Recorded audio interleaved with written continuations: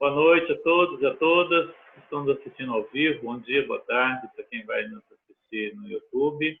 Hoje, dia 14 de setembro de 2020. Estamos aqui mais uma vez reunidos com a nossa querida e competente professora Isabela Oliveira, que irá nos presentear hoje mais uma de suas maravilhosas aulas. Esse grupo foi criado pelo Hamilton e hoje, sob minha coordenação, agradeço muito pela confiança, e vamos contando com a colaboração de todos vocês também. Essas aulas elas ficarão gravadas no meu canal do YouTube e também no grupo de Educação Sistêmica do Facebook. E nós temos também um grupo no Telegram aberto para todos que queiram participar. Esse grupo é exclusivamente para debatermos e compartilharmos o que foi falado aqui nas nossas aulas. Ele é aberto para perguntas, questionamentos, sugestões. E durante a semana, a nossa professora estará lá para responder todas as dúvidas. Aqui os microfones serão fechados. Para quem fizer algum comentário, alguma pergunta, é só levantar a mão ou colocar lá no chat, e no momento adequado a professora dá a palavra. Tá? A leitura de hoje está a cargo da Juscelia. É isso? A Juscelia, muito obrigado antecipadamente pelo carinho em nos presentear com a sua leitura. Tá? Professora, mais uma vez agradecemos aos seus pais, tá? Pela presença entre nós e a sua seu gentil tempo também precioso para nos presentear. Palavra toda sua. Eu agradeço e espero que todos possam agradecer, né, pela oportunidade de estudar e pela oportunidade de servirmos de alguma maneira, né, de maneira livre, né, por gratidão. E é sempre importante. Eu ainda fico pensando assim, não, esse grupo de leitura na segunda-feira está no lugar certo. A gente tem que começar servindo. Então, aí depois a gente segue com o nosso trabalho, né? Então, muito obrigada a todos, mais uma vez, ao Geraldo, a todo mundo aí que está tão carinhosamente cuidando da organização, a Juscelia pela leitura, e vamos em frente para a gente aproveitar nosso tempo. Criança em tutela. Helig para um casal. Vou trabalhar com vocês. Creio que vocês acolheram uma criança. Venham até aqui. Permaneceremos no tempo. Helig, o que há com a criança em tutela? Mulher, a criança chegou ao lar com 9 anos, porque o pai havia matado a mãe. Ele foi levado para o orfanato com os irmãos. É o segundo mais velho de 4 crianças. Helig, vocês também têm filhos próprios? Mulher, tenho 2 próprios, mas não temos filhos juntos. Helig, o que houve com seu primeiro marido? Mulher, ele se casou novamente e tem mais um filho. Helig, vocês se divorciaram? Mulher, sim, mas meus 2 filhos possuem pais diferentes. Helig, você foi casada várias vezes? Mulher, não, só uma vez. Helig, não faz diferença. Se o produto é bom, as circunstâncias não importam. Quantos anos tem a criança? Mulher, 19.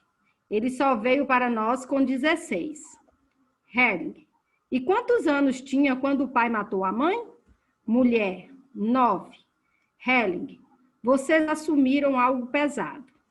Mulher, sinto que nos foi imposto. Foi uma tarefa que... Helig, a criança vai se tornar um assassino. A criança vai se tornar um assassino, a menos que encontremos uma solução.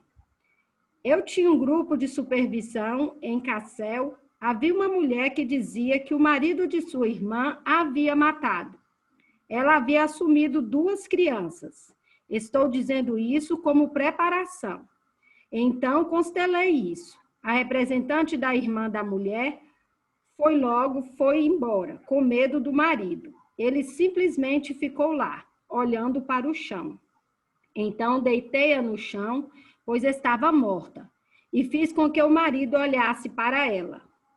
Quando há assassinatos em uma constelação, observamos que eles não olham diretamente e que respiram superficialmente. É por isso É por isso que hoje de manhã precisei fazer com que você também olhasse diretamente e respirasse fundo. Só então o sentimento pode romper. Assim, levei esse homem até a mulher morta, fiz com que ele a olhasse e respirasse fundo. De repente, a dor surgiu nele, uma dor inacreditável. Ele foi até a mulher no chão e eles se abraçaram. Assassinos e vítimas estão muitas vezes ligados por um amor profundo. Eles ficaram lá deitados e as crianças permaneceram afastadas com a tia.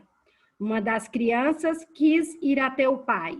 Eram duas meninas, a outra quis ir até a mãe. Então deixei que as duas se deitassem lá e disse: uma menina se tornará uma assassina e a outra uma vítima. Isso é lealdade. Então interferi. Levantei as duas meninas e o pai disse às filhas: vão para a tia, ela cuida de vocês. Então a tia as tomou nos braços. Elas se viraram e as duas meninas estavam aliviadas, muito aliviadas, e puderam prosseguir. Essa é a dinâmica em um caso assim. Agora temos que ver o que há com essa família. Precisamos de um representante para o menino, para seu pai e de uma representante para sua mãe.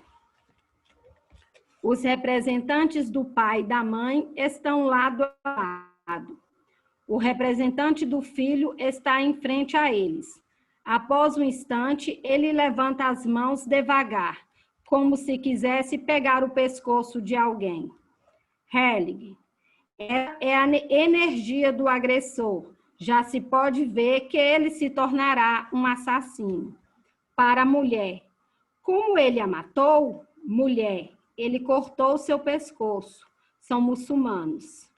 Hellig, e o que aconteceu com ele? Mulher, está em uma clínica psiquiátrica. O pai fecha os punhos e os coloca em frente ao rosto. A mãe treme.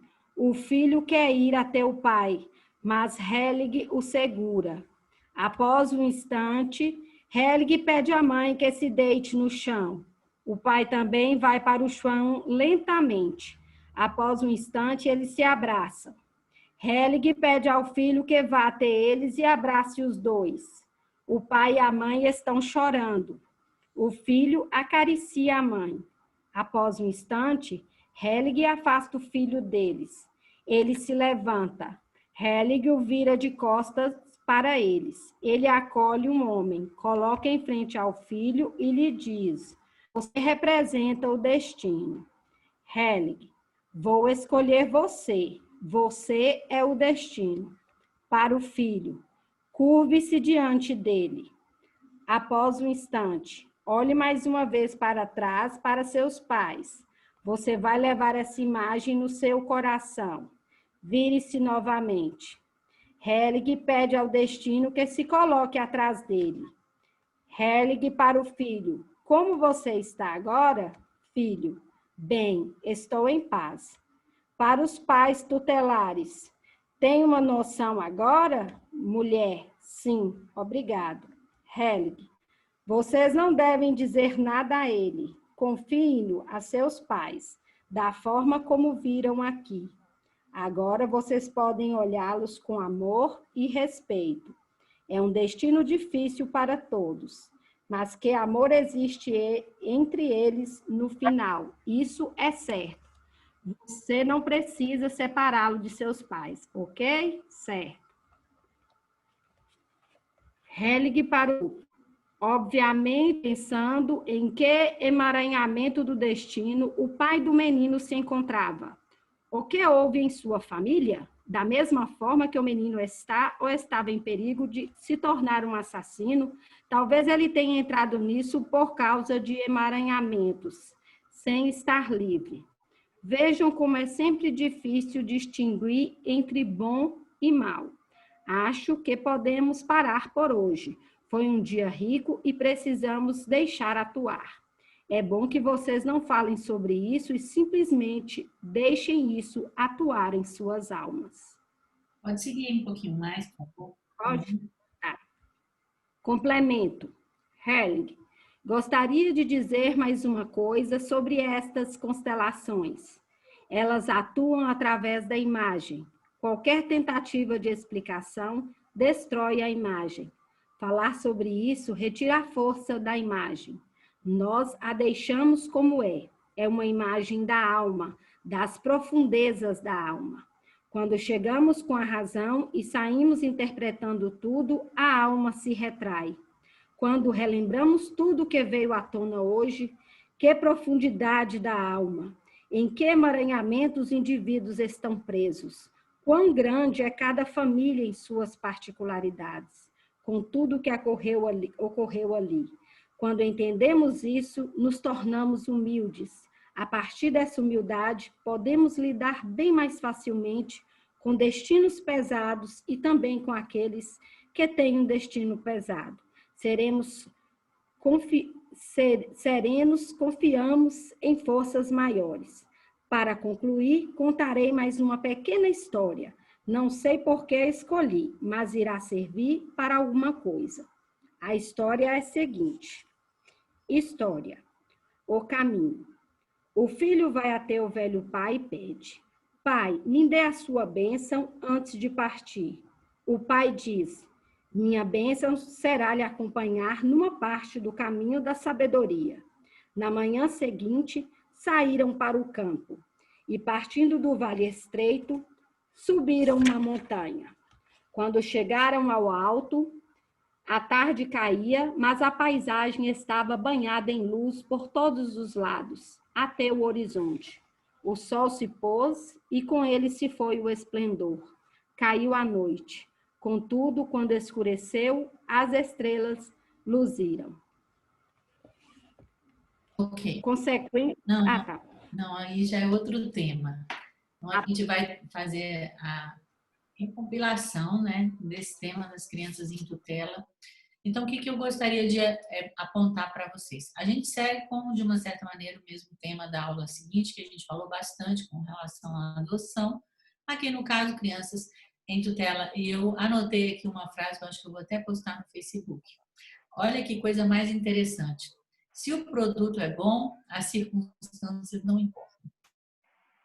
O que o Bert Hellinger está querendo dizer com isso? Não importa as circunstâncias onde um filho é gerado.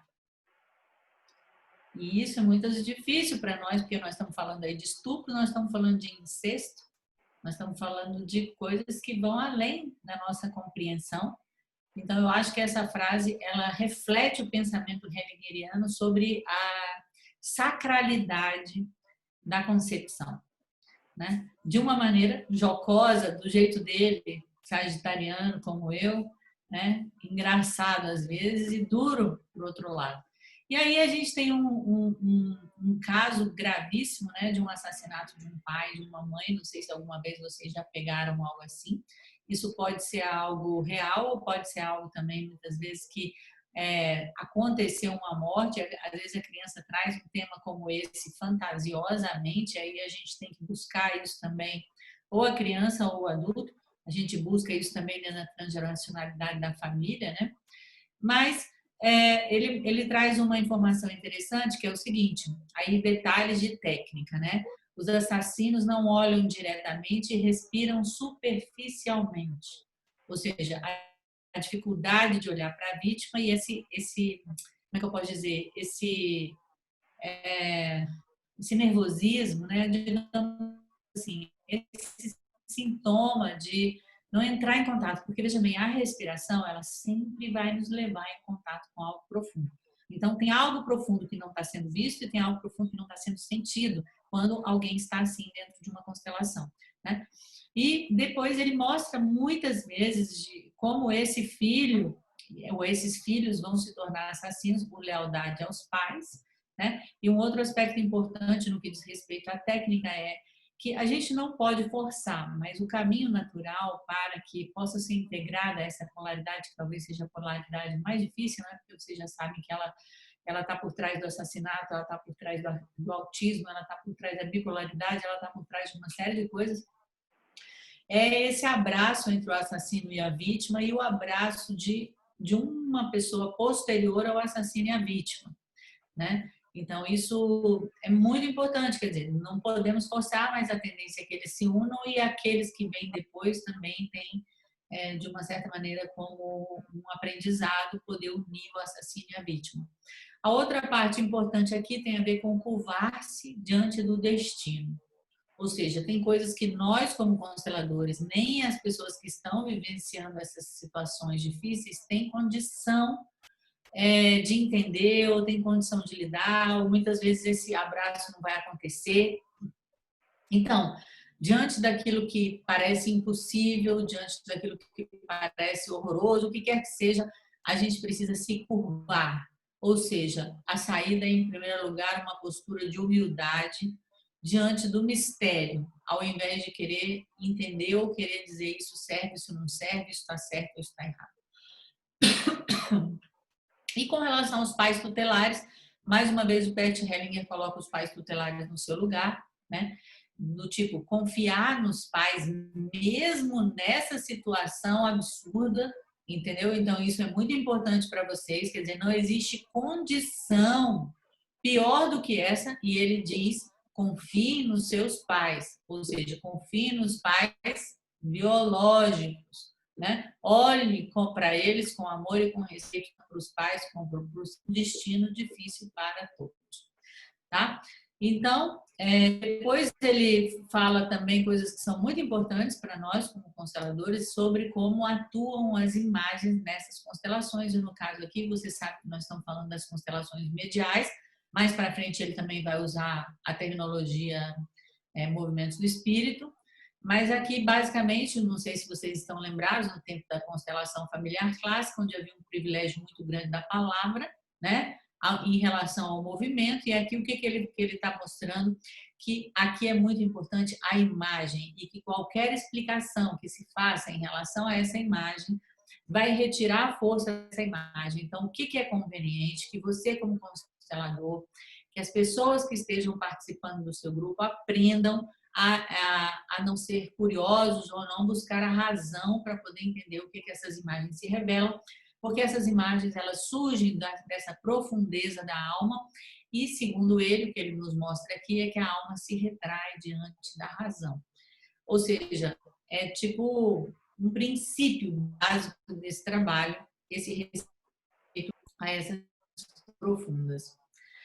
E eu gostaria de acrescentar, porque eu tenho pesquisado muito sobre essas imagens, eu tenho trabalhado de uma maneira bem distinta do que eu tenho observado, eu tenho trabalhado muito com essas imagens interiores, com a meditação e tudo, e eu gostaria de compartilhar uma coisa que aconteceu hoje, que pode mostrar para vocês o poder das imagens e como nós temos também com a constelação familiar de transimagens. Uma pessoa que eu conheço sofreu um acidente de carro e ela simplesmente não consegue mais dormir, nem com medicação, porque ela é assolada uma e outra vez por essa imagem do acidente, né? Então, isso acontece com relação a qualquer trauma que nós temos na vida adulta, mas eles também ficam gravados dentro da nossa psique, do nosso inconsciente quando a gente é criança, né? E muitas vezes, quando esse trauma é muito grande, produzem até, por exemplo, dissociações e divisões psíquicas que muitas vezes se tornam incontornáveis quando nós não temos o apoio da constelação familiar. Então, as imagens que emergem são extremamente poderosas e da mesma maneira, as imagens que estão dentro de nós também são muito poderosas. Passamos a grande maioria do nosso tempo de olhos abertos, pouco fechamos para meditar, para respirar, que é a única coisa que realmente nos acalma a nossa mente, né? O nosso corpo ele precisa de movimento, a nossa mente precisa de repouso e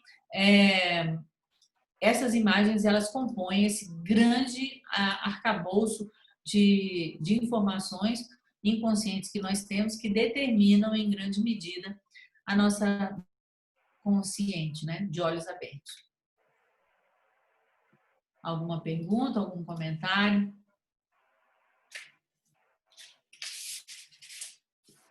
Então vamos para as consequências de um estupro, por favor.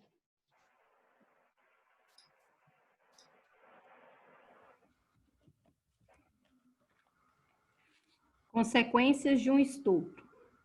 Hellig para uma mulher. Agora é a sua vez. Qual é a questão? Mulher. Eu fui adotada. Nasci em 1947.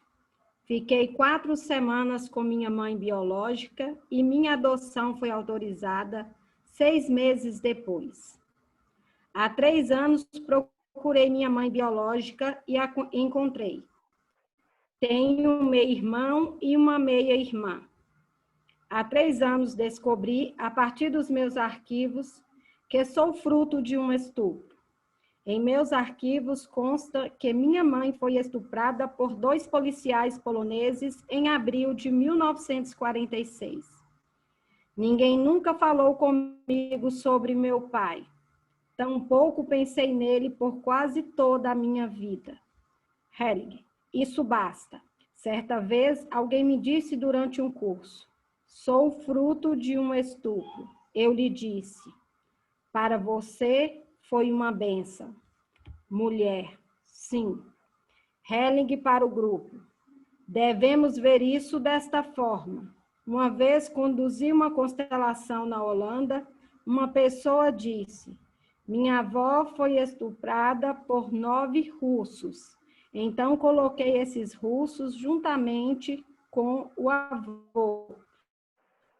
O avô olhava para a mulher. Ele olhava para longe, provavelmente para seus camaradas mortos.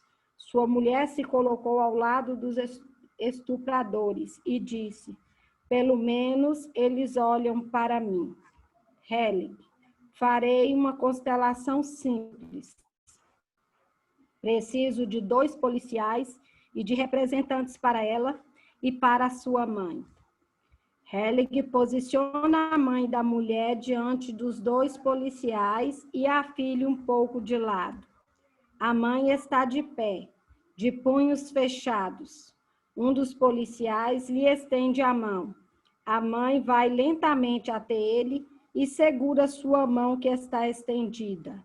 A filha se coloca ao lado dela. O policial a abraça com a mita. Então eles se abraçam e ela encosta a cabeça no ombro dele.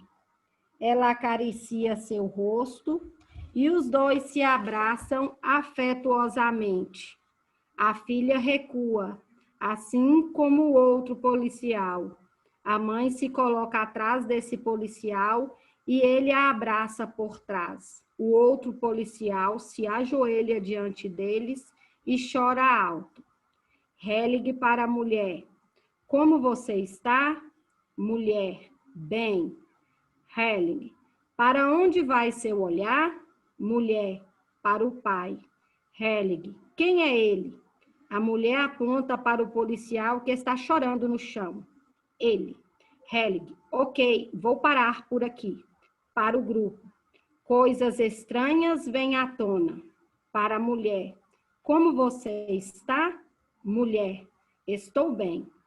Hellig para o grupo.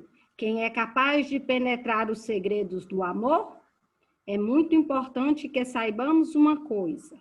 A mãe que rejeita o homem, rejeita o filho. Para a mulher, é por isso que ela se desfez de você. E como você se cura? Tomando seu pai em seu coração. Você é uma parte dele. Tudo bem? Podemos parar por aqui? Ok. Vamos prosseguir com o próximo tema, por favor? Tá bom. Criança deficiente. Hellig para o grupo. Continuarei o trabalho agora. Para a mãe de uma criança deficiente. O que há com a criança? Qual é a sua deficiência? Mãe, do ponto de vista médico, é um distúrbio metabólico congênito, com expectativa de vida curta e sem chance de cura. Hellig, com quantos anos está a criança? Mãe, 10,5. Hellig, é menino ou menina? Mãe, é menino. Marte. Hellig, e o pai? Mãe, nós nos separamos há 7 anos, mas nos revezamos para cuidar do filho a cada fim de semana. Ele se dedica inteiramente a ele, dá apoio total a ele e a mim. sempre esteve ao nosso lado durante todos esses anos. Helling, o que oprime no momento? Mãe, eu tenho fases de consciência pesada por ter entregado a criança ao orfanato. Isso é recorrente. Sei que ele está bem, mas não consigo parar de pensar nisso. Helling, acho que contei uma história sobre uma mãe cujo filho deficiente estava em um orfanato em meu livro O Essencial é Simples. Na época, isso me comoveu muito. Vamos olhar para isso agora e eu já vou colocá-la na constelação. Fique ali. Helling escolhe um representante para o menino deficiente e pede para que ele se coloque diante dela. O menino deficiente se coloca diante de sua mãe. Após um instante, Helling escolhe um representante para seu pai e o inclui na constelação. O pai olha para o menino, a mãe recua. Então, o pai dá alguns passos para frente, aproximando-se do filho, estende sua mão direita e acaricia sua bochecha. Depois, retira a mão, vai lentamente para o chão, estende as mãos e olha para o chão. O menino também vai para o chão e ajoelha-se diante do pai e faz o mesmo movimento. A mãe chora. Então, o pai estende a mão até a cabeça do menino e a acaricia longamente. Ele continua olhando para o chão.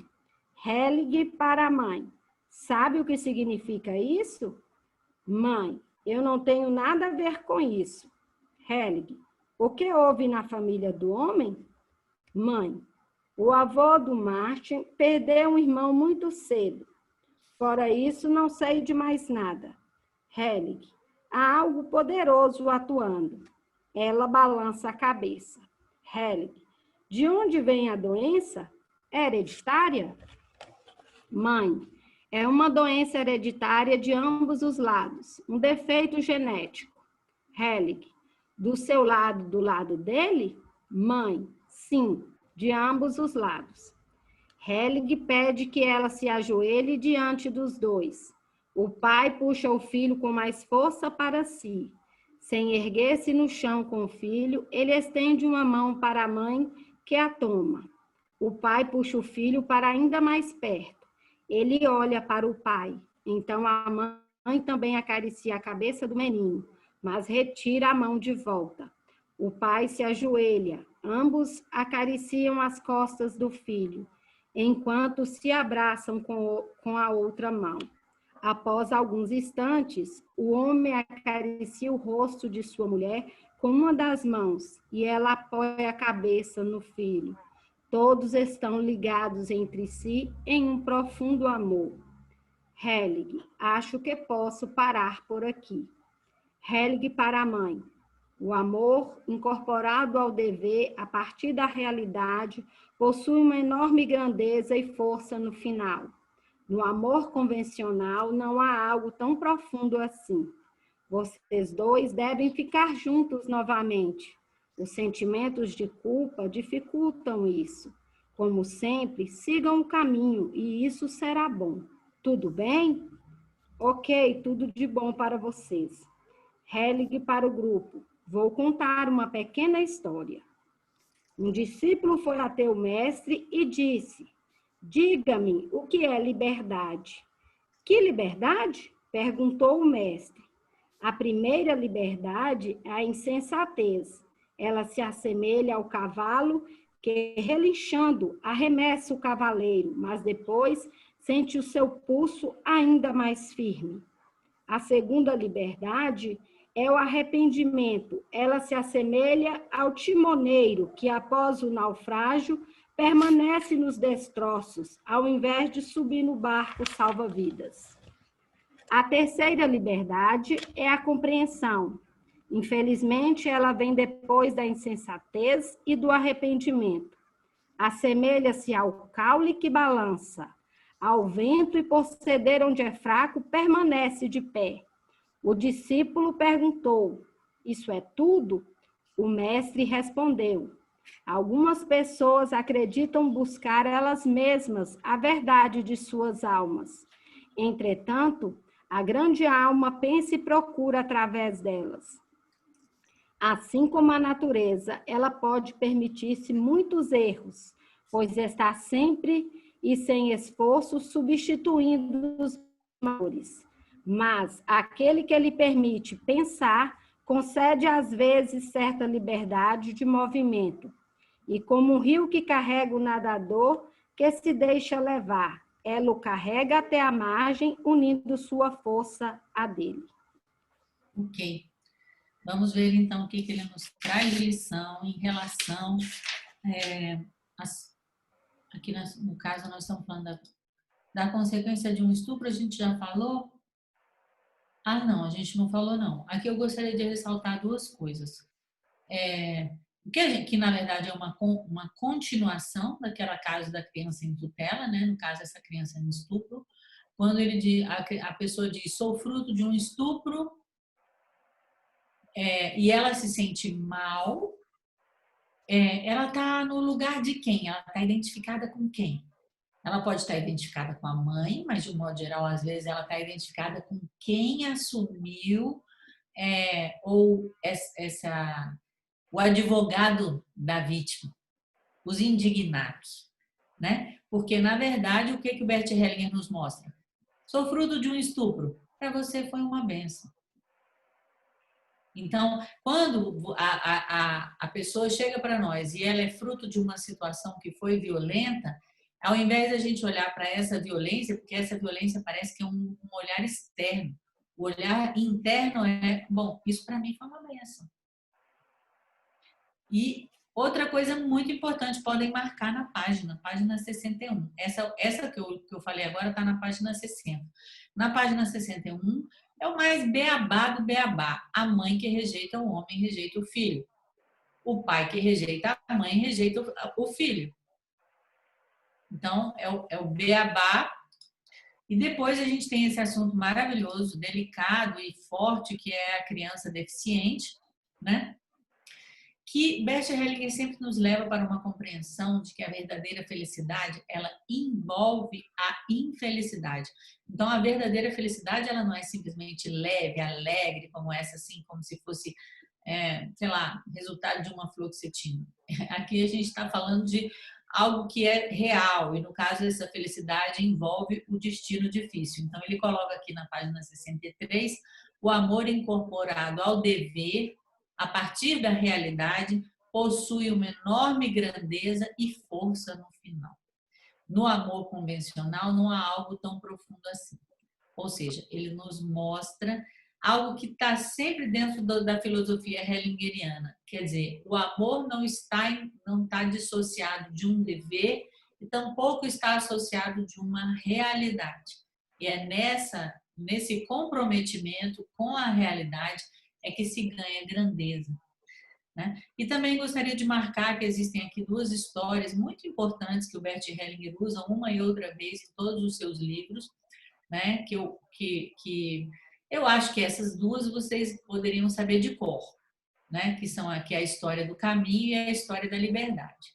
Então é muito útil a gente também ter esse repertório de histórias que o Bert Hellinger nos deixou, até que a gente possa alcançar o merecimento também de nós mesmos sabermos contar nossas histórias, né? São muito curativas, muito ilustrativas, lembrando sempre que o Bert Hellinger desenvolveu essa habilidade a partir do que ele viu do Milton Erickson, que era um hipnoterapeuta e que trabalhava muito com histórias.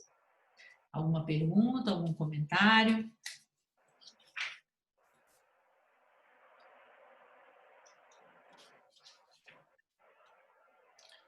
Então, seguimos então para supervisões, aproveitando o nosso tempinho. Supervisões. Hellinger. Agora vamos tratar de supervisão. Quem tem um caso de supervisão? Menino queimado. Hellinger para uma educadora. Qual a questão? Educadora. Há 10 anos cuido de um menino que sofreu queimaduras graves aos 3 anos.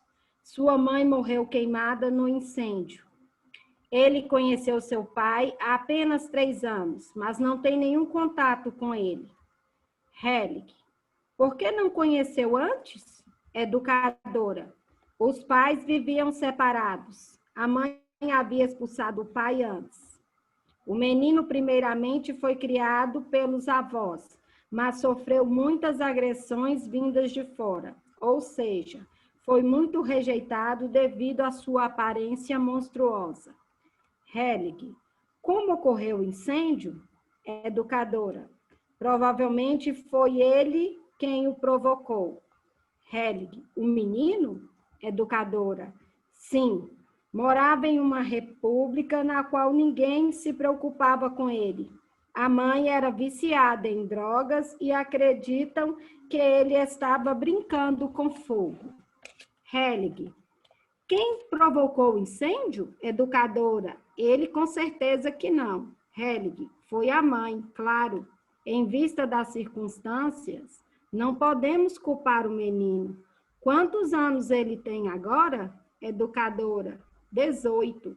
Helig, qual é o outro problema? Educadora, ele vive há 10 anos conosco no orfanato. Foi ele quem escolheu o orfanato. Ele quis ir para lá. Até agora tem feito tudo, escola e profissão, mas não tem alegria de viver. É muito depressivo. Às vezes tenho a sensação de que essas questões mal resolvidas o sufocam. Helig, por que o pai nunca fez nada a respeito? Educadora, não sabemos. Helig, foi feito contato com ele?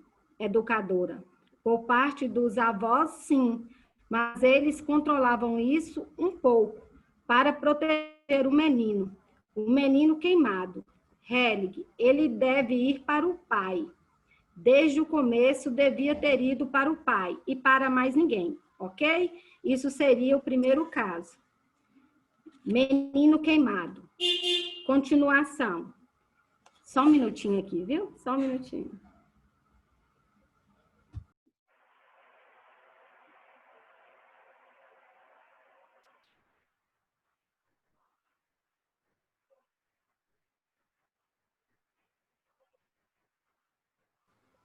Vamos constelar a criança, a mãe, o pai e os avós. Vou escolhê-los e você os posicionará. A mãe fica em frente ao menino. Seus pais ficam atrás dela. O pai do menino fica separado. O menino coloca uma mão em frente à barriga, depois ambas as mãos em frente à boca e em frente ao pescoço. A mãe está com ambas as mãos em frente ao peito. Sua mãe e seu pai estão com os punhos fechados, principalmente o pai. Após um instante, Helig vira para a mãe e para seus pais. Nesse meio tempo, o pai do menino vai até ele. Os dois se abraçam afetuosamente. Helig, acho que isso é o suficiente. Há uma energia assassina aí, assumida pelo pai da mãe. Algo deve ter acontecido. Olhe para os punhos dele. O menino deve ir para o pai. Ele não pode ir para sua mãe, pois a energia assassina é muito forte lá. Helig para o pai da mãe do menino. O que há com você? Pai da mãe do menino. Uma fúria incrível, é inexplicável. E um arrepio gelado. Helig, algo aconteceu aí. É aí que está, ok? Certo, obrigado. Para o representante do pai da mãe do menino, saia do papel.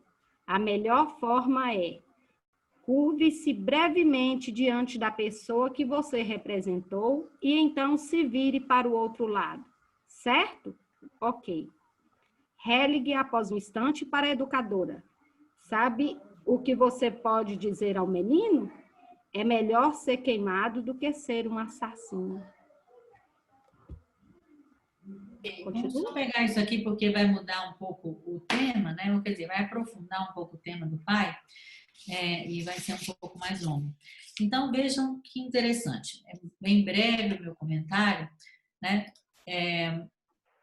A coisa que eu gostaria de mostrar para vocês é que os avós estavam, entre aspas, protegendo o menino do pai. Então, muito cuidado nisso, porque muitas vezes o julgamento sobre algo grave que aconteceu dentro da família leva a algum tipo de atitude como esse. Eu preciso proteger essa criança do pai, ou eu preciso proteger essa criança da mãe. E o que acontece na profundeza da alma não nos indica isso na maioria das vezes. Especialmente do pai, é importante que vocês saibam e se lembrem, quem já souber, né, da importância do pai na manutenção da vida. E não é possível ser totalmente feliz sem o nosso pai e a nossa mãe. O que esse menino apresentava? Ele apresentava uma depressão profunda, né? E depois ele falou, né, quer dizer, mostrou toda a dinâmica que estava envolvida na situação, nesse assassinato do pai, da mãe, né, do avô, essa fúria assassina. E olha de novo o que o Bert Hellinger nos coloca, que é inusitado. É melhor ser queimado do que virar um assassino. Por quê? Porque eu ainda tenho chance de viver. Muitas vezes um assassino vai ter um destino mais difícil do que uma pessoa que foi queimada. Então, é como se eu pudesse sempre encontrar algo de bom para poder viver dentro das situações mais difíceis. E a outra coisa, ele traz um exemplo prático. É muito raro ele falar sobre isso, ele fala sobre isso em outros momentos, mas ele traz um exemplo que pode ser seguido, que é como ajudar uma pessoa a sair do papel, que vocês sabem que hoje em dia é mais raro, mas antigamente a gente fazia muito esse papel. Ele sugere curvar-se diante da pessoa que você representou e se virar para o outro lado. Curvar-se não é uma curvatura igual a gente faz em reverência diante do pai e da mãe, é uma breve reverência, né? Ok? Então, vamos lá. Vamos agora para o próximo ponto, que é o pai sonhado. O pai sonhado. Hellinger para um educador. Desculpa, tem uma pergunta aqui da Renata. Desculpa, professora Isabela. Por que a educadora inicialmente disse que provavelmente foi o menino que provocou o incêndio e depois questionada novamente? Com certeza que não. Isso é fácil. Vocês me respondam, porque isso aí é fácil. Por que não?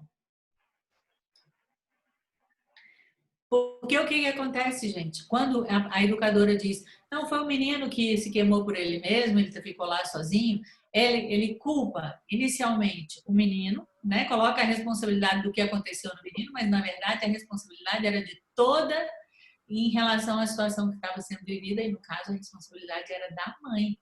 Então, assim, pode até ser o menino que tenha brincado ali com fogo, mas quem deixou o menino brincar com fogo foi a mãe. Então, assim, cuidado ao responsabilizar as crianças por algo, tá? Por isso a gente volta para... Atualmente não se sabe mais do papel, ali está colocando. De um modo geral, a gente não é mais necessário, parece que a gente já aprendeu, pelo menos, né? Essa é a sensação que eu tenho, porque antigamente existia todo um ritual, né? Eu sou da constelação familiar clássica, apesar de ter conhecido a constelação familiar com Beth e a Sophie Hellinger aqui em Brasília, né? O primeiro curso que eu fiz, assim, o primeiro seminário mais longo, eu fiz a primeira formação junto com o Lorenz Wist, que era, como diz Bert Hellinger, dos alemães antigos. Então, tinha toda uma coisa assim de fazer um ritual, tinha gente que dava as mãos, abaixava as cabeças, fazia uma reverência para as famílias, quer dizer, não existe mais isso. Pode até ser necessário um caso ou outro, mas é bem mais raro. Tá bom?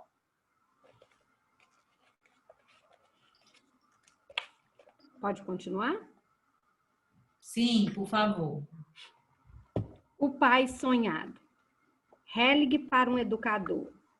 Qual é a sua questão, educador? Acompanhamos um caso em nossa instituição há mais de 10 anos. Trata-se de 4 irmãos que, durante a puberdade, desenvolveram-se formas bastante diferentes e complicadas, causando dificuldade na família adotiva. Acreditamos que os pais adotivos não respeitaram o sistema de origem, que se tratou mais de uma afirmação verbal. Adicionalmente, vieram os temas derivados do sistema de origem. Há muita morte aí. Das 4 crianças, os 2 meninos já tentaram se matar, ou seja, sempre se colocavam em risco e também tinham atitudes criminosas. As meninas seguiram um caminho diferente, mas também não muito saudável. Helge, são 2 meninos e 2 meninas? Educador, sim. Helge, e o que vocês sabem sobre a família de origem? Educador, a mãe biológica tem ao todo 6 filhos, de 3 pais diferentes. Os 2 primeiros, um menino e uma menina, do mesmo homem. Os 3 homens já foram presos devido a álcool e violência. O que está mais óbvio para nós é que havia 13 filhos no sistema de origem do pai dos 2 filhos mais velhos. 10 desses 13 filhos morreram. Eles morreram de fome ou em acidentes, fugindo durante a guerra.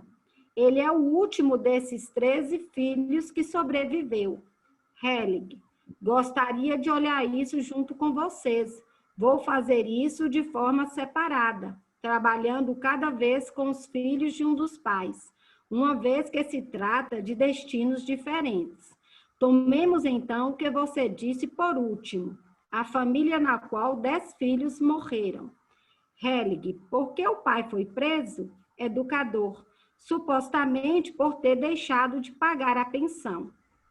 Helge, com certeza, supostamente. Qual foi o motivo real? Educador, ninguém fala sobre isso. Isso é o que está em primeiro plano, o que sabemos. Helge, por quanto tempo ficou preso? Educador, por mais ou menos de 2 anos. Helge, existe prisão por falta de pagamento de pensão? E por tanto tempo? Não sei muito a respeito. Tenho que me informar. Educador, tem mais uma história. A mãe estava grávida de 7 meses do segundo filho. E o homem queria que ela voltasse para ele. Eles tinham se separado. Ele foi drogado até o apartamento da mãe com uma arma na mão. Ameaçou dizendo, quero que você volte para mim. Nesse momento, começaram as contrações e o filho nasceu prematuro, com 7 meses. A criança lutou para sobreviver. Pesava apenas 1.000 gramas. Há 20 anos isso era difícil, mas o menino conseguiu. Helge, a filha mais velha é a irmã dele? Educador. A filha mais velha é a irmã. Há uma diferença de 1 ano entre os 2. Helge, o que houve com o pai do pai? Educador. O pai do pai também esteve envolvido com álcool e violência.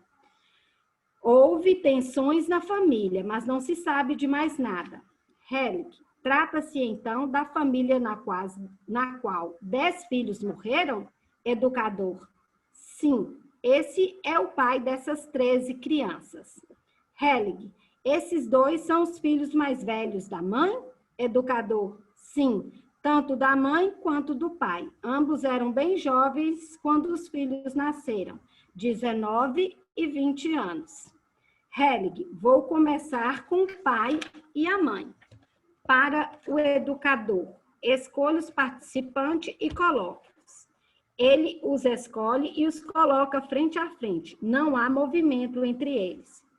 Helge escolhe uma mulher para representar a filha mais velha dessa relação e a inclui na constelação. Após um instante, o homem vai até a mulher e lhe estende a mão. Após hesitar um pouco, ela vai até ele e apoia a cabeça em seu peito. Os 2 olham para a menina. Helge, após um instante, para essa menina. O que há com você, menina? Não consigo suportar ver os 2 assim. Fico com raiva. Não acredito no sorriso dele.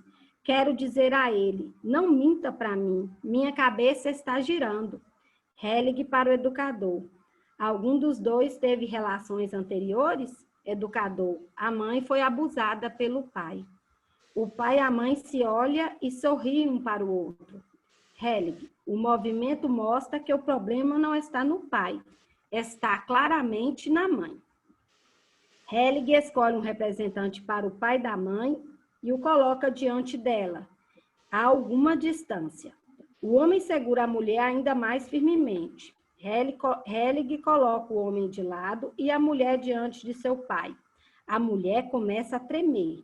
Helig coloca a mão sobre suas costas. Ela bate com as mãos em frente ao rosto e começa a soluçar. Helig para a mãe.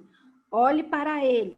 Ele vai lentamente até seu pai e abraça seu pescoço. Eles se abraçam fortemente por muito tempo. Helig, após um instante, para a menina. O que há com você agora? Menina. Ver isso me agrada.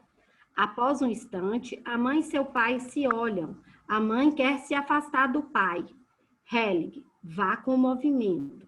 Após um instante, o movimento vai para outra direção. Curve sua cabeça. Após mais um instante, ok, agora recue. Ela recua lentamente. Helig coloca sua filha ao seu lado e os dois se abraçam de lado. Helig aponta com a mão para o pai da filha. Helig para a mãe. Diga-lhe, esse é meu pai. Mãe, esse é seu pai. Helig, na imagem da mãe, o pai dela era o pai da criança e na imagem da filha também.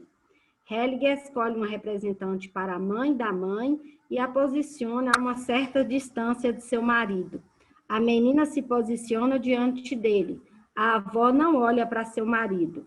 Helig, ela não olha para seu marido. O pai da menina vai lentamente em sua direção. Eles se abraçam afetuosamente. Helig, quando olhamos para isso, vemos que se trata de circunstâncias estranhas. Após um instante, vou interromper aqui. Está tudo de cabeça para baixo. Obrigado a todos. Para o educador e sua esposa, vocês têm uma tarefa difícil. Educadora, não podemos fazer nada enquanto instituição, além de reunir as informações. Durante as discussões do caso, os pais adotivos nunca concordaram que examinássemos a questão. Isso não foi possível. Helig, as crianças não estão em boas mãos. Todavia, vocês agora podem entender melhor a menina e aquilo que ela está emaranhada. Pai, nada me separava mais da minha filha. Havia algo ameaçador da parte da mãe. Algo de ruim. Helig, temos que deixar isso descansar agora. Talvez a benevolência traga algum entendimento na alma, com o qual vocês possam encontrar outro caminho. Ok. Muito interessante, né? Um caso aqui onde nós temos uma transferência, né? Onde houve um abuso por parte do pai, do avô, né? Com a mãe. Aqui, ó. Teve um abuso do avô em relação à mãe e a menina transferiu para o próprio pai esse sentimento que a mãe tinha em relação ao seu pai, quer dizer, as duas tinham em relação ao marido essa imagem dele como sendo o abusador. Então, é muito necessário que a gente esteja atento todas as vezes que um filho, por exemplo, não demonstre amor pelos seus pais. Porque é natural das crianças amarem incondicionalmente os seus pais. Então, mesmo quando elas não estão amando, assim, tradicionalmente, né? Ou seja, expressando esse amor, elas estão amando com o que a gente chama de amor cego. A questão é saber a quem elas estão amando. Então, aqui vocês podem observar que essa criança permanecia leal à mãe, né? E emaranhada nesse destino da mãe com o avô. E outra coisa que eu acho que é importante em relação a esse exemplo é que muitas vezes não tem como a gente resolver. Não tem como a gente encontrar uma boa solução, Bert Hellinger mostra agora o seguinte, que o que sobra, o que no final da constelação sobra? Sobra uma possibilidade de entender melhor o comportamento da menina e, no finalzinho, temos que deixar eles descansar agora. Talvez a benevolência traga algum entendimento à alma. Ou seja, em algum momento, a gente precisa também entregar a benevolência. E isso é um aprendizado para nós consteladores, né? Recentemente, eu estava até vendo uma aluna que finalizou, está quase finalizando uma pós-graduação, ainda com vontade de ajudar. Ou seja, o mais difícil é a gente perder a vontade de ajudar. E eu me lembro que na minha prova final da graduação em Psicologia de Sistemas lá no México, né, no PUDEC, a prova era para qualquer psicólogo, e eu acho que também isso também se associa a nós, consteladores, não querer ajudar a nossa mãe. A nossa mãe, que essa profissão da ajuda, muitas vezes ela está relacionada a alguém querer ajudar a sua própria mãe. Aí se transfere essa ajuda para outras pessoas, ou às vezes também querendo ser uma mãe melhor para outras pessoas, tá bom? Essas são as minhas considerações. Alguma pergunta, algum comentário? Vejo o Marco com a mão levantada. Tá. Quem? Isabela e companheiras e companheiros aqui, obrigado. Mais uma noite aí de estudos, né? Isabela, a gente tem um grande desafio, né? Quer dizer, um não, né? Vários grandes desafios.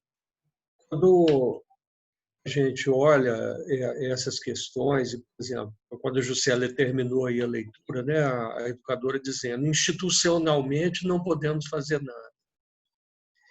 Quer dizer, as instituições, elas passarão por uma transformação das abordagens na medida que esses estudos forem se difundindo. Daí a importância, né, desse grupo de estudos e outros que estão acontecendo.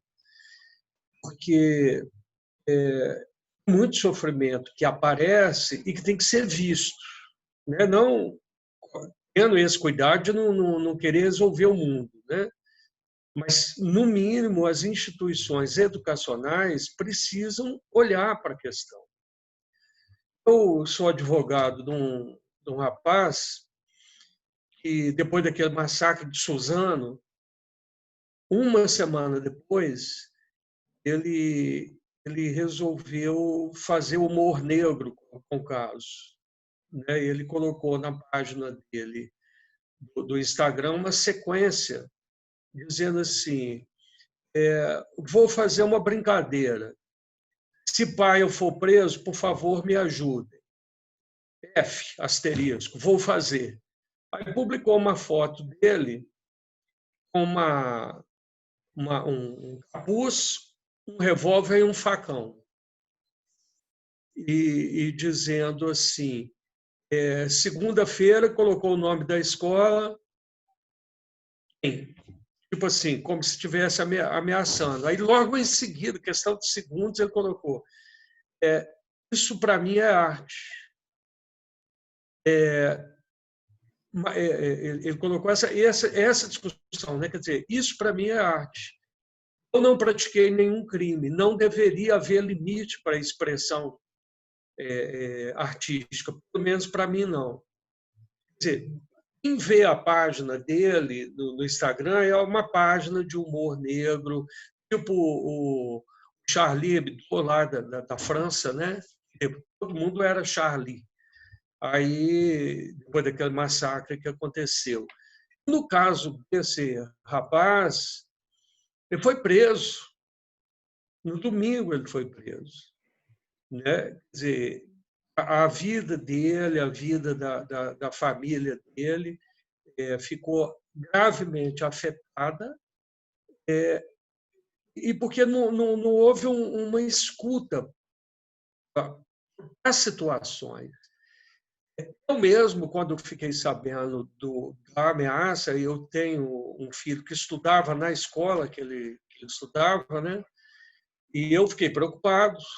Aí eu fui à escola, não consegui diálogo na escola, para ouvir o rapaz. Aí eu só pedi ao diretor, ofereci para ser advogado dele, fiquei um dia inteiro com ele no escritório. E ele é acusado por todo mundo, né? Preso, tinha sido preso, acusado pela família toda. Quando eu olhei, eu fui a primeira pessoa que olhou a página dele. Eu falei, olha, isso aqui é uma página de humor. Não é o humor que eu gosto, mas é uma página de humor. Aqui você não praticou nenhum crime. Aqui você disse que faria uma brincadeira, né? E dentro desse contexto, hora nenhuma foi vista as questões que ele apresentou. Um tempo depois tentou suicídio e por pouco não consumava. E é assim uma situação em que a escola, né, ela tem os limites dela, né? Institucionalmente existem os limites, mas eu, até pela profissão, eu sei a quantidade de dramas que acontecem e que estão escondidos, que não são vistos. Então, assim, me impressiona muito essas abordagens que o Bert faz dessas situações tão dramáticas como as que foram relatadas hoje aí nessa leitura, que estão acontecendo conosco, não é só lá na Europa pós-guerra, não. Isso acontece todo dia, isso acontece toda hora. E a gente precisa repensar os potenciais da escola, né? Que eu acho que um dos objetivos do nosso estudo é esse. E aí, Isabela, eu fiz todo esse apanhado aí para contextualizar mesmo, né? E aí me faltam conhecimentos sobre qual que é a posição possível por parte da escola e do educador aqui hoje no Brasil, diante de situações como essas que foram relatadas no livro e que eu compartilhei aqui com vocês. Olha, o nosso trabalho aqui é poder oferecer uma visão ampla e poder olhar e incluir, inclusive, os criminosos, né? E aí, no caso, você disse que o garoto não cometeu um crime, mas ele estava numa posição onde ele era visto como tal, ele era tratado como tal, e você mesmo disse que ninguém olhou para o Instagram do menino, a página do menino. Ou seja, então, o nosso trabalho é de trazer esse olhar, esse novo olhar, né, para a vida, para a educação, por parte dos professores, que não olhem apenas para os problemas que os alunos trazem, seja de comportamento, ou seja de aprendizagem, e queiram apenas excluir o aluno da escola, né, ou seja, eliminar o problema, e que possa o professor, e além desse julgamento barato, por assim dizer, dessa questão. Eu acho que essa é a nossa maior contribuição. E uma educação que vai além do julgamento e que realmente pode olhar para tudo o que acontece. Porque o que acontece? Se eu não olho para o Instagram do menino, eu estou olhando para uma ideia que eu tenho do que seja o menino. E isso não tem condições de levar nada adiante. Então, na verdade, todo o trabalho é esse. É uma ampliação de olhar, é uma ampliação do amor, é uma postura humilde, é uma postura sem julgamento, é uma postura que inclui. Tudo isso faz parte desse aprendizado. Mas é como se fosse um currículo eterno. Não tem aprendi e depois eu estou livre, não.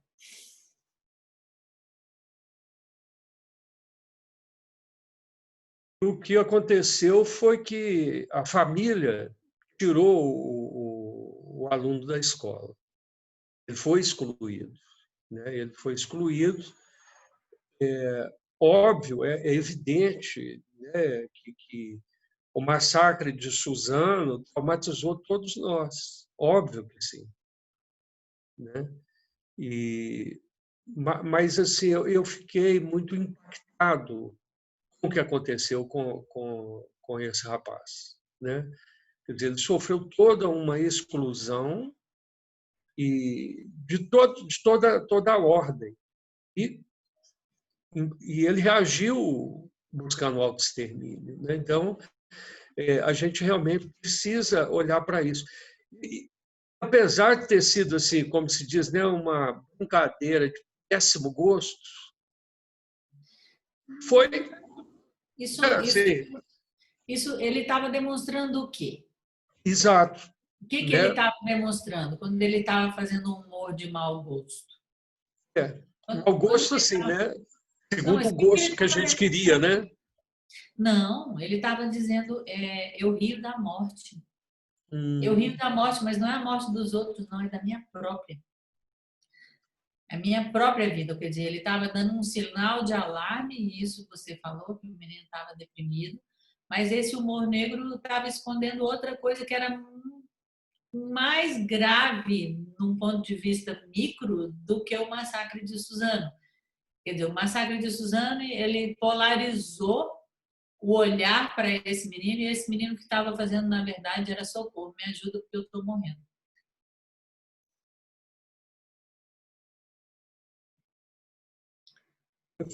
Foi exatamente assim o que eu senti. Eu continuo atendendo o rapaz. Depois teve um outro processo correlato em que os policiais que abusaram dele na delegacia foram expulsos. Ele comemorou como se fosse uma final de campeonato. Assim, são situações assim, realmente muito cruzadas. Agora, achei muito importante isso, e eu não tinha olhado para essa questão que você falou, Isabela. E vai me ajudar muito, muito ao E o que ao acontece? entender esse processo, que para mim é traumatizante, né, também. E aí você olha para outra coisa, porque quando você não consegue ver uma coisa como essa, até que ponto cada um tem o seu ponto cego, o seu personagem, o seu caráter, a sua identificação com o não ser. Mas isso que esse menino apresenta, se vocês observarem, como é que eu ia dizer?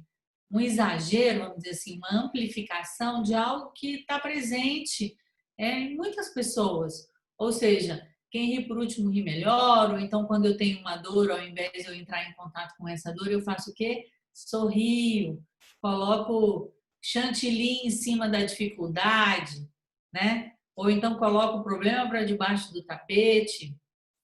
Então, é como se esse menino ele fosse só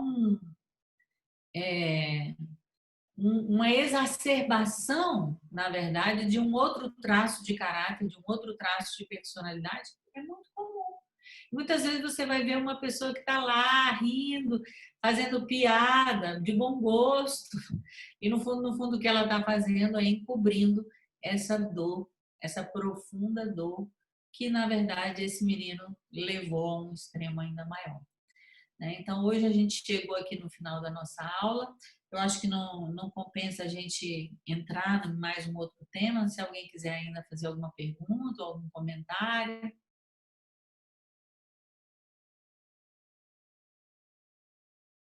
Agradeço aqui a todos que estão aqui me agradecendo também. Vocês me dão força para poder prosseguir, e a todos nós, né? Porque, afinal de contas, de 10 em 10 ou 15 em 15, vai esse livro. Tá bom? E o Geraldo quer dar aí algum aviso, Geraldo? Sim, professora. Nós temos na verdade, dois avisos, né? Na próxima segunda-feira, dia 21, a professora Isabela tem um compromisso de viagem, não vai poder permanecer entre nós, então nós não teremos a próxima aula, na próxima segunda. Nós vamos retornar no dia 28, daqui 15 dias, né? Uma outra questão do horário, professora, fica combinado aquele mesmo? Eu estava falando com o Geraldo, pessoal, que para mim fica mais, como é que eu digo, confortável começar às 7 ao invés de 7h30, porque aí a gente já fica liberado às 8h30 para outras atividades, né?